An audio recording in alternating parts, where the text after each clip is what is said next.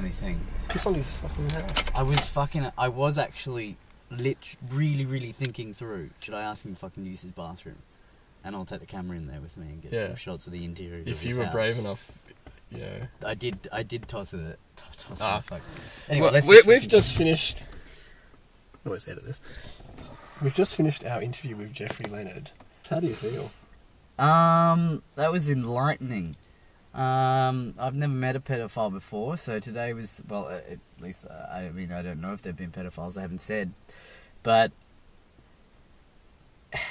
what an interesting man, because he spoke about it so matter-of-factly, and so normally, as though it were just, as though he was talking about eating bread or toast for his breakfast.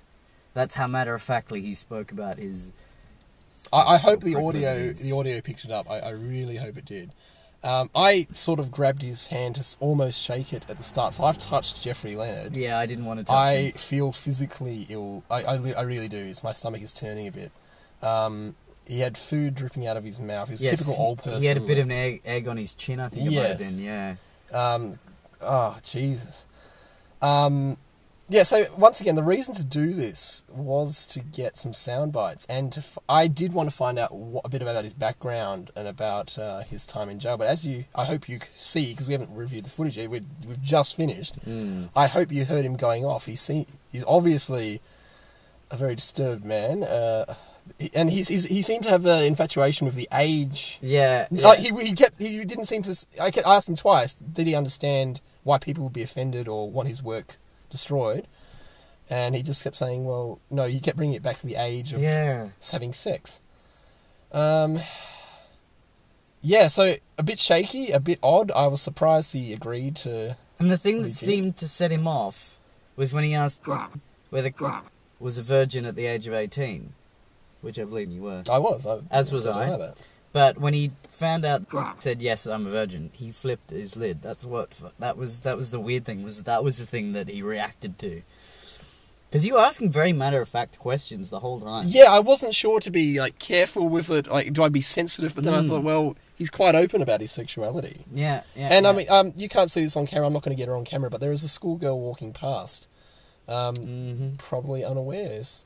Probably wondering why we're filming. Yeah, why in we're fact, filming. we look like the pedophiles at the moment. Yeah. So. I'm just going to go in and enlighten her. Just be 1 sec. But it's also a thing of it's different. If you'll pardon the pun, it's different strokes for different folks. Like, I don't know. Some will start masturbating earlier than others. Yeah. And that's not.